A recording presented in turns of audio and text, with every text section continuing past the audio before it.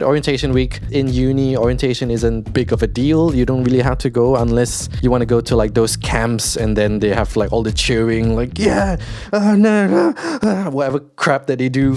When you're here, it does get overwhelming, but don't be shy to try. All right, that should be like a quote. Don't be shy to try. Why the fuck do you guys not have bidets? For like 2 weeks, I was like, what am I gonna do? I'm just gonna wash my ass with like toilet paper. That's it? No! What is up, guys? My name is Hammy and welcome. This is going to be a podcast that focuses a little bit more on international student life here in Australia. Specifically, I'm in Melbourne. It's just going to be a lot about talking about the real life things and not filtering anything as much as I can. If it gets a little bit too out of hand, I'll probably cancel it out of the show. But for the most part, I'm going to leave it in the show. But if we're going to talk about a lot of things from like cultural things, what it's like to actually move here, how did I find my first part-time job, a lot of things that I think international students would love to hear, like an experienced person's point of view. Let's start from the start, all right? Like background on me. My name is Hamka. Everyone around here calls me Hammy. It's just easier for them for some reason. Australians love to put like an E at the end of every name. Like I work at this place called Chadstone Mall, and then they like to call it Chaddy. And then there's Woolworth Supermarket. They like to call it Woolies. Like it happens with quite a few things. There's a shoey where like you drink a beer out of your shoe for some reason. I'm not gonna do that, but yeah, that's why I call myself Hammy, just to make things easier for a lot of people. For some reason, it's hard to say Hamka, even though it's 2 syllables as well. Initially, I didn't plan to come here to study. I planned to come here to like there's this 1-year visa from Singapore that you can come over to Australia to like experience work a little bit, like to just have like a year off. So after 2 years of doing national service in Singapore, I was really, really drained out. You know, I finished doing my diploma and I just didn't know where to go with life. And I wanted to do that. But obviously, as you guys know, around 2019, that's where the pandemic started. So with the pandemic, it was that whole visa thing was not available anymore. And then I decided to look into uni for a little bit. I had a friend that was planning to come to Australia as well. And in the end, we managed to come together. So I decided to like look into studying in Australia for a little bit and decided like, what am I interested in? Is this worth it? Like it's super expensive. For example, doing uni in a local U in Singapore would be like probably 10,000 for 3 years with all the subsidies and everything. But over here, it's like 5-6 times more. I'm paying about like, my parents are paying about $60,000 for my 2-year course in Australia.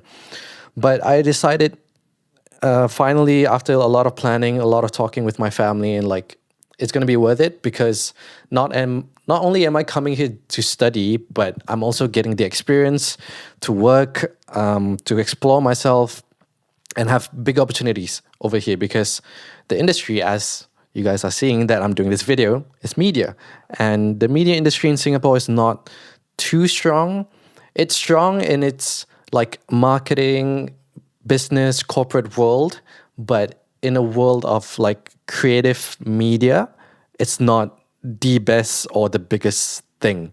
So I decided, you know what, let's take that leap, talk to my parents. Initially, my mom was, I don't think she was disappointed, but like she was really quiet because I planned everything out, all right? When I say I planned everything out, like I had a whole Excel sheet, I had like the timeline, I had the money, everything was figured out. Like I'll need this amount of money, I'll need you to help me out with this, I'll be doing this, I'll be finding a job with this. And then it was just, I guess, to be honest now, looking back, it was pretty shocking for my mom because to just suddenly like drop the bomb like, oh, your son is going over to Australia would be pretty scary, you know what I mean, from a mom's perspective. And it was, I wouldn't want to say it's a tough time. It wasn't a tough time, but it was definitely a little bit awkward for a while. But they managed to pull through. My dad was on board with it. And then after a few months of talking with them, they decided to let me go. So long story short, after many months, and then with COVID going on and off, flights were cancelled, flights were open, flights were cancelled again, and then open again.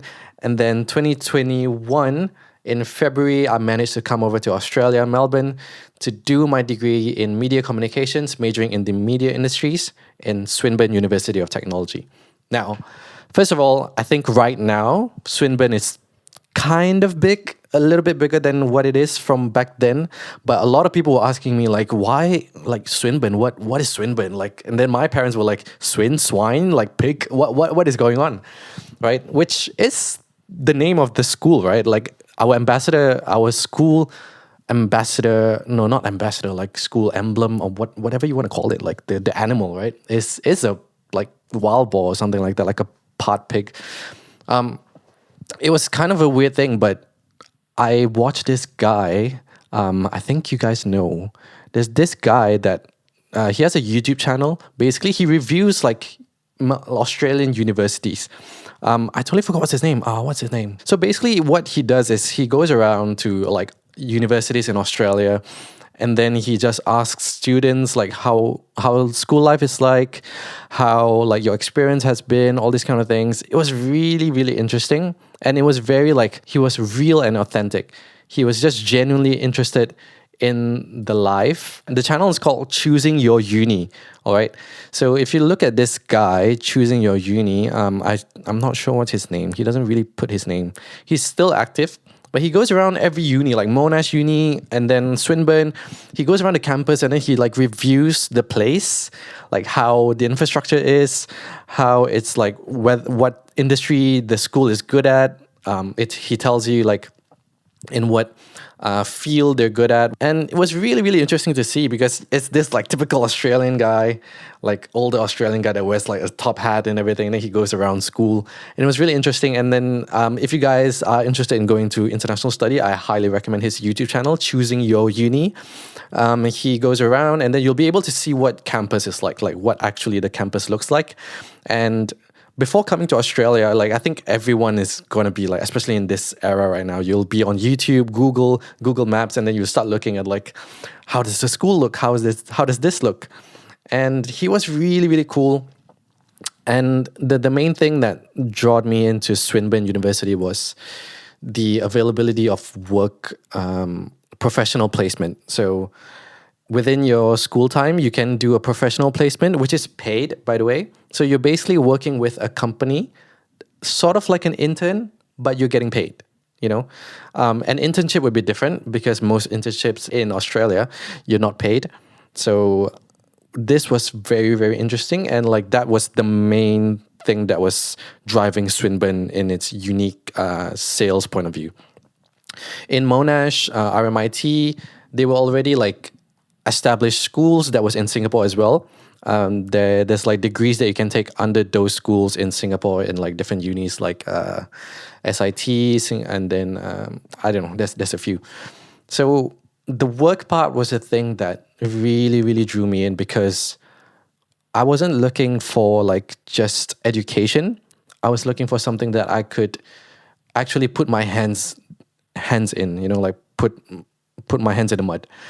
And I was already doing a lot of like music, video, a lot of things that were hands-on. Just I felt like I was definitely bubbled in Singapore where like the creative media side isn't the biggest thing. It's a little bit more cultural and just sheltered in that sense. And it makes sense because Singapore's a small country and it's not really there yet in terms of like the media world, and that's fine. So I decided to come to Swinburne, and ironically enough, I didn't get a professional placement because I did a 2-year degree instead of 3. For some reason, that's another thing I want to talk about. For some reason, if you come from Singapore, because Singapore's education is pretty high, right? For some reason, like I did a diploma in information technology, and then coming here to Australia for media communications, I got subsidied into doing 2 years instead, which was amazing because I didn't want to like take 3 years to finish my degree, and also like I didn't want to spend more money, because if you do 3 years, then you'll obviously have to spend more money. And within those 2 years, dude, it's so fast. Like we'll have to break it down after this, but we'll get there, right? We'll get there. So cultural differences, man. So when I first came here, of course, the first thing I expected to see was like Australians, right? And bear in mind, I don't know any history of Australia. So all I knew was like Australia, white people, and that's it. Yeah, that's all I know. And then when I came here in Melbourne, we lived in the Melbourne CBD for a while in Airbnb before we got this apartment. And dude, there was so many different types of people. Like we see international students, we see Chinese, we see Malay, we see Arabs, we see Lebo. I'm like, what is going on? Like, is this Australia? Like, this is more diverse than Singapore, because Singapore is known to be a racial, like we have racial harmony day. We have like amazing races. Like I grew up around like Malay, Chinese, Indian people, Filipinos. But this was more diverse in a way that like, there's a lot more races, but not many of them, if that makes sense. In Singapore, it's like there's a lot of Malay, there's a lot of Chinese, a lot of Filipinos, and then that's about it. But in Australia, it's like it's just everything all in one. So I was like just quite surprised to see that many people, and it was just interesting and just not what I expected it to be. And surprisingly enough, or annoyingly enough, even though there's that many people and like diverse people, why do you guys not have bidets, right? That's the first topic that I'm going to talk about. Why the fuck do you guys not have bidets, all right? Just have something to like just water your ass after you take a shit, all right? That's all I ask for. Like just something, please. Like there's so many different races over here, but I don't get why you guys just use tissue paper. Like okay, fine. Like I get it. It's your ass. No one's going to like go down there and smell it. All right, no one's gonna like, like no one really cares. But that the smell of your poop travels far. All right, and like washing if you can wash your hands after you eat and you didn't even physically touch your food with your hands, why not just wash your ass with like just water, just a little bit of water? That's it. That's all I ask for. You wash your hands with like soap and all this kind of shit. Just give me something. That was insane. For like 2 weeks, I was like, what am I going to do? I'm just going to wash my ass with like toilet paper? That's it? No! Bruv. That was insane. Yeah, I just don't get that, you know? It was ridiculous.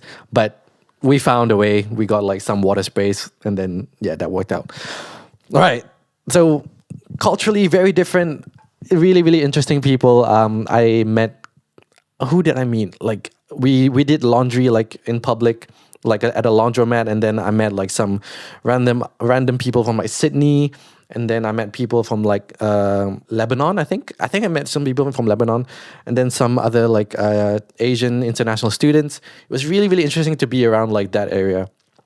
So like it was just really, really cool, and I didn't really like feel any racism.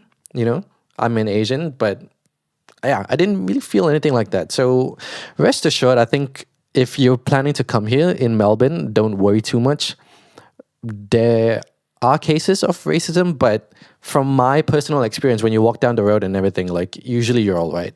If there are like racist people out there, then probably it's like, I don't know, some people on drugs or like they're high or whatever. Like in the city, there's quite a few of these people, and that's about it, you know. But normal people who just like walking around the city and stuff, like usually I don't really see that kind of thing happening. Yeah, so after 2 weeks, we found a place. Yeah, I'll give a little bit of advice on this, but the market's always changing. The rent is always changing. I'm about to move out soon as well, so like I have to start researching about that as well. But when we first came here, as a Singaporean, everything was done online, right? Because Singapore is pretty advanced in their technology, and everything was done online. And I was just like, I started to email like all these agents on like the websites. You can go to realestate.com. There's a few other websites. You can even try Fairy Floss on Facebook Market. There's quite a lot of ways to get like rental apartments, but I found that emailing just doesn't help because I think they get so many emails from different people, and then some people like email them from the main website, and then some people like email personally. So like they just don't reply as quick. And then whenever they replied me about like an availability of like an apartment, and they're just like, nah, it's already sold out. Nah, we've already done this, we've already done that. So I gave up after a week, and I was like, I'm done. I need to call all of these people, right? I decided to call like every single apartment that I see. So every single listing that I see online, there's no email, all right? I just call straight away. Instantly, I just call like, hi, is this apartment available? Can I see it? Or can I inspect? And then can I do this? Can I do that? Whatever. And within like, I would say out of the 20 calls that I did, 10 was sold out already. Like it was already rented. And it was still available on the website. So I guess they don't update the websites as regularly. So that's something that you guys should definitely look out for when you're looking for an apartment when you come here in Australia. Just beware that like most of the websites are not fully updated. And yeah, it can be frustrating to find a new place because when you first come here, like I just didn't want to be in a student accommodation because I know the environment. And I just wanted to be a little bit more like outside of school because I'm going to spend a lot of time in school already. So I want my life outside of school to be actually outside of school, if that makes sense, right? So after like 20 calls and then like 3 apartments were available. 2 I went to inspect. It was all right. We could have done it, but we didn't feel right. And then one of it got cancelled. And right after we decided like, let's go for one of those because 2 of them went the best, but what other choice do we have? Like we're going to be homeless at this point. And then those 2 got rented out to different people instantly. So this one that we couldn't inspect, the one that I'm in right now, we didn't get to inspect it, but we did walk around the neighborhood and it was available. And I decided like, you know what? We just have to go for it. Instantly, we just have to go for it. Like, we'll take it. It's fine. We don't have to inspect. And I definitely do not recommend this, but I was just desperate and I'm new to all this, so I didn't really know what to do. So they wanted us to give rent for a whole year, which now I'm looking back, we shouldn't have just instantly agree with it. But as someone who grew up in Singapore, oh my God, I just felt like whoever was in the power of authority, I just followed. So I told my parents about it, and then my roommate told his parents about it, and then we just went for it. Because it sort of makes sense as well, because like you're an international student for the first time, you have no banking history, you have no like income coming in. So they need a way to guarantee that you'll be able to pay rent for like a certain amount of time. But I feel like a year was a bit insane. Like we should have like maybe haggle a little bit to like 6 months or a few months just to at least like have some leeway with our money, right? So a year was pretty crazy, but we went for it. And blessed to God, when we first came over to the apartment, it was amazing. High ceilings. I have an amazing room. Everything's good. Everything was working well. Heater was working well. Everything was all right. So we got our apartment. But overall, the story the learning point of this story is like, if you're looking for an apartment and then the agent starts saying like, oh, you have to pay this amount, you have to do this, like, don't instantly agree yet.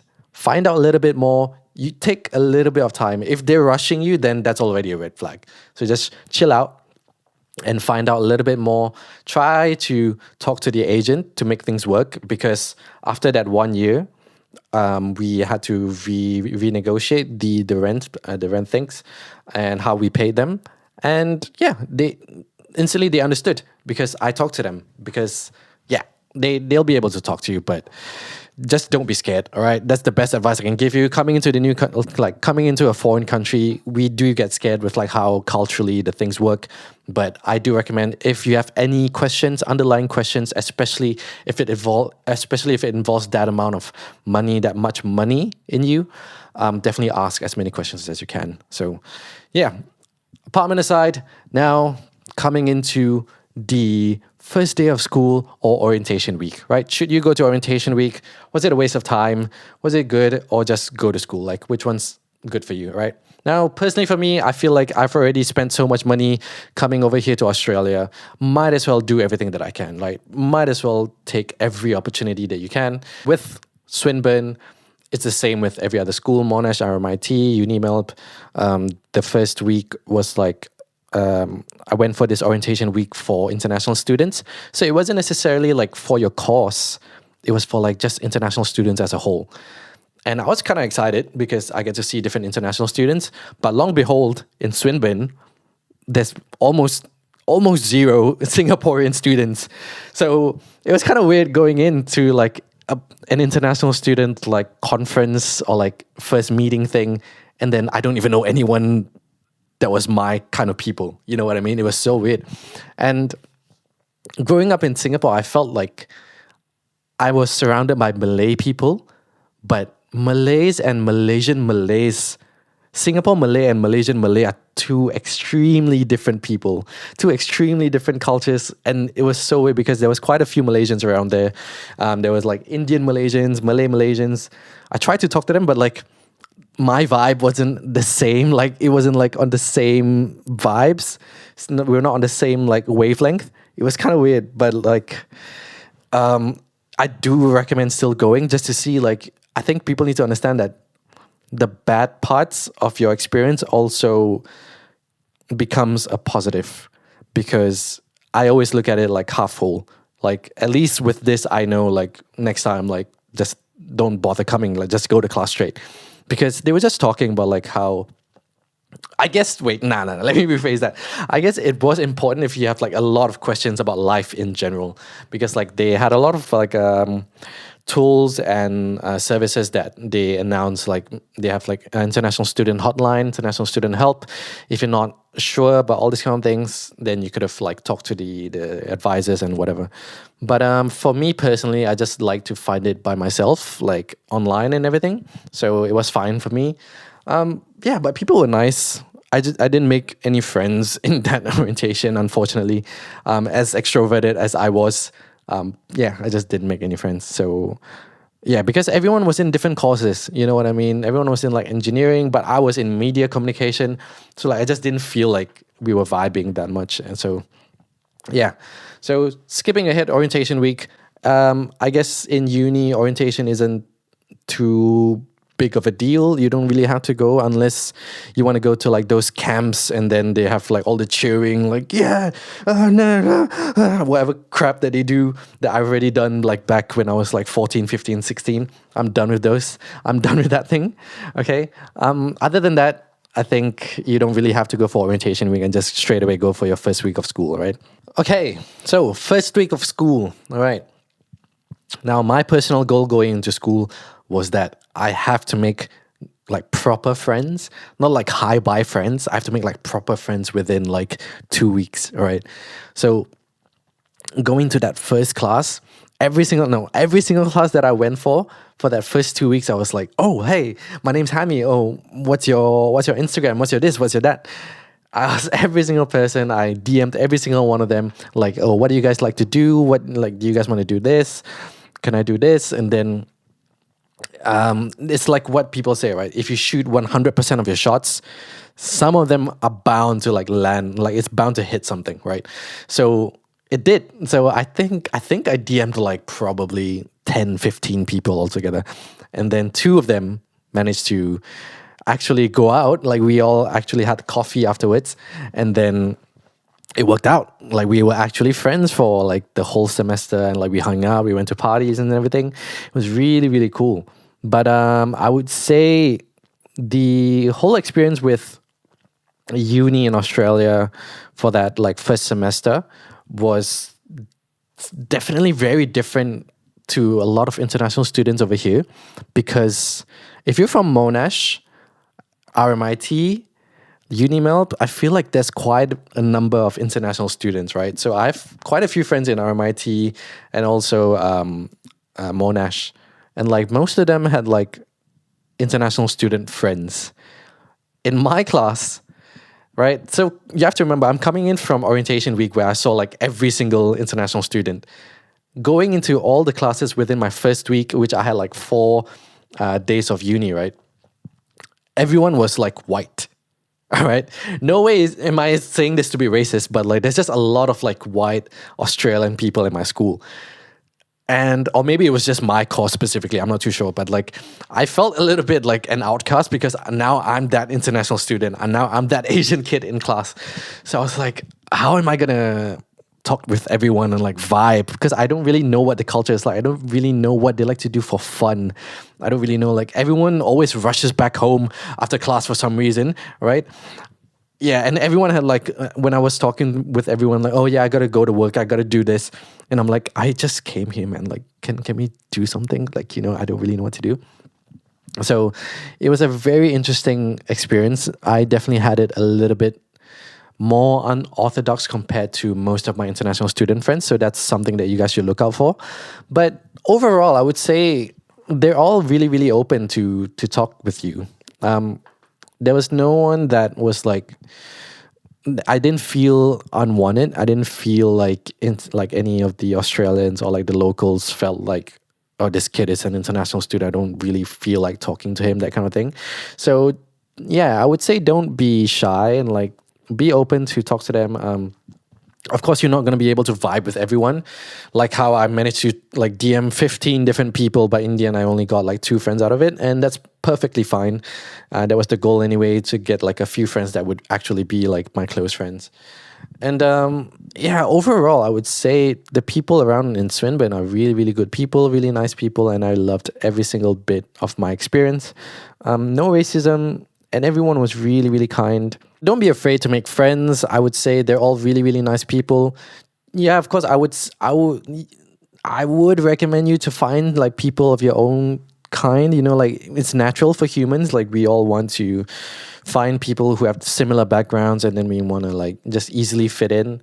But I definitely took myself a little bit further to explore myself, and that was the whole point. Where like you spend so much money, you might as well really, really get the best out of it and to understand like how the locals work. Because if you're coming to a country where you want to get the best out of them and get the best businesses, get the best outcome, you have to understand how the locals work, right?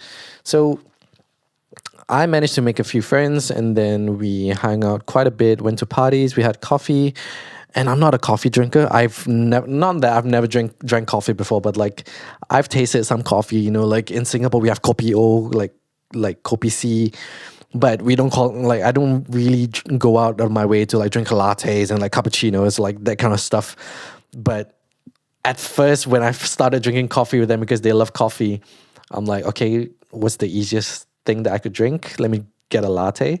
And then I got 2 sugars. And that was where I was, but now I'm a whole different man. I love coffee right now.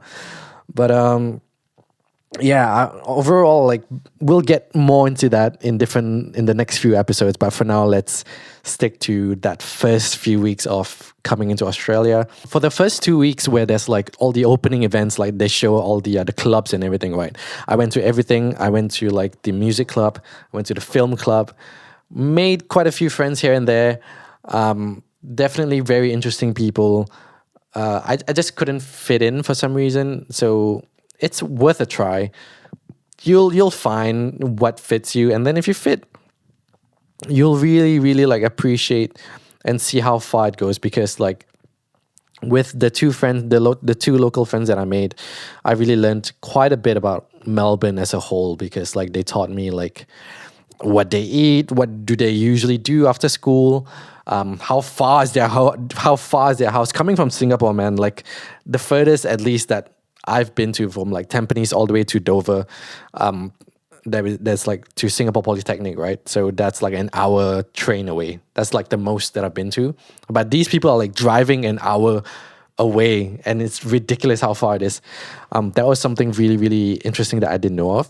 There's no other way, in my opinion, to learn something about a country other than to make local friends, right? You really have to dive deep and like talk to the normal people around you, and not like Google what they do or like what they like to do. Personally, for me, after those few weeks of like being surrounded by like locals quite for most of my like first semester, I decided to like explore a little bit to different unis because we don't have a Singapore club in Swinburne University. So I decided to go to like RMIT, where they have like a student union for Singapore, and that's where I met quite a lot of my like good friends that I have right now as well, because they were all Singaporeans, so we all can relate to each other a lot easier.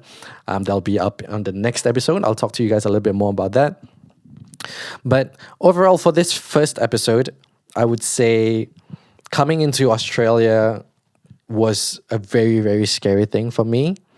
I think as any international student, you're very excited when you first like come here, and like you have a lot of like expectations, and you're like, oh my God, I'm going to a different country. Like I'm going to live on my own. I'm going to be doing this and that. But it definitely can get scary at first. And my best advice is just push yourself a little bit. Talk to locals, right? It's one thing to talk to like lecturers and stuff because they give you like a professional help. And not all the time should you, especially in like social cues or like social issues, right? Like you don't really want professional help. You want someone who can like just talk to you normally and just understand how they actually like work in the society. Because you can talk to like a lecturer with like, oh, how do I do this? Like, how do I find a job? How do I find a place to rent? Oh, then they'll give you like professional help. Like, oh, try to contact this, do this. But to be honest, when you're actually doing it, you might find like some agents actually like reject you specifically because you're an international student.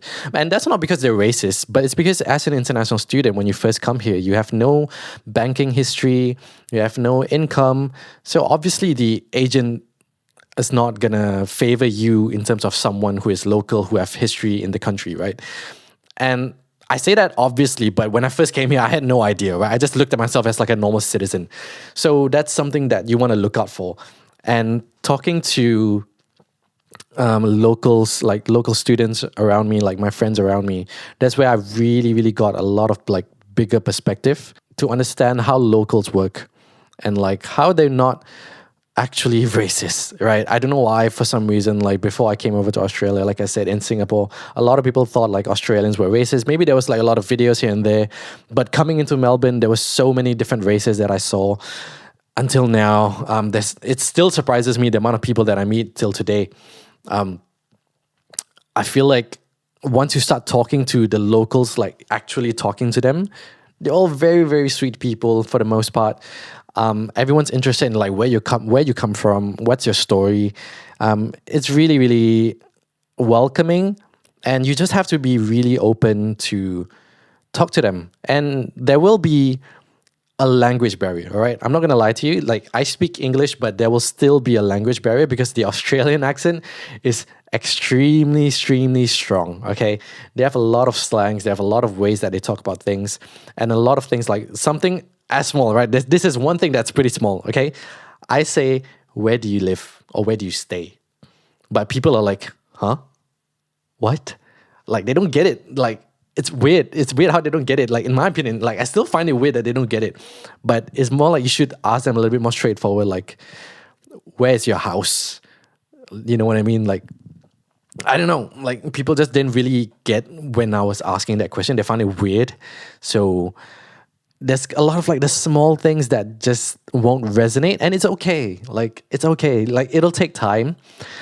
Give it a little bit more time, and you'll start to realize like we're all the same. We're all human, all right? Especially coming from Singapore, I feel like coming from Southeast, not even Southeast Asia. I feel like coming from Asia, sometimes when you're in a country where like English is their like main language, right? It can be a little bit like intimidating because they speak English so well.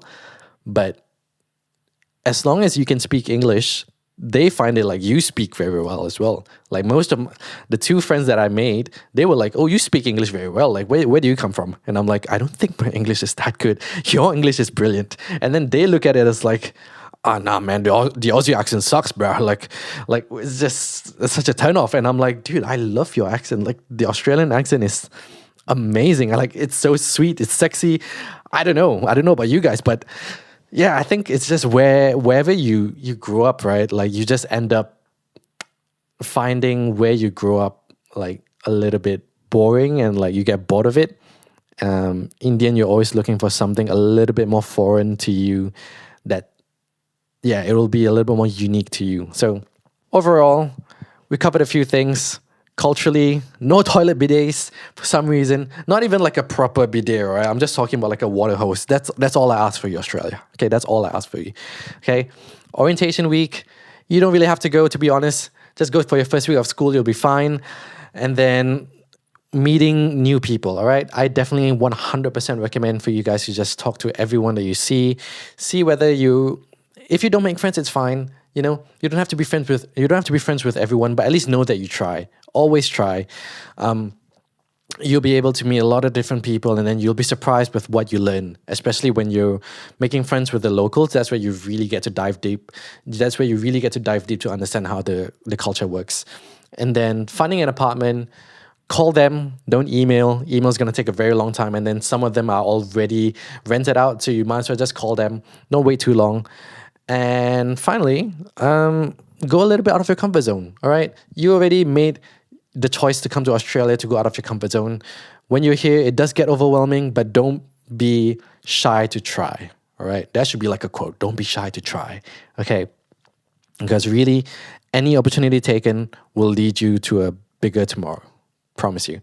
Yeah, so that's it for this episode. On the next episode, I'll be talking to you guys a little bit more on like the tips that I have for how to handle uni, and then how to find work, those kind of things. Then we're going to be talking like about finding cars. How do you find cars? Experience in working over here, those kind of things. And we're just going to talk about life in general and pop culture in general, right? But for this first episode, I just wanted it to be more of like an introduction to me, what I bring to the table. And if you guys have any questions, please leave it down in the comment section below. I'll try my best to answer your questions, but if it's something to do with like a little bit more like visa, like legal issues, then I'm probably not the best person, all right?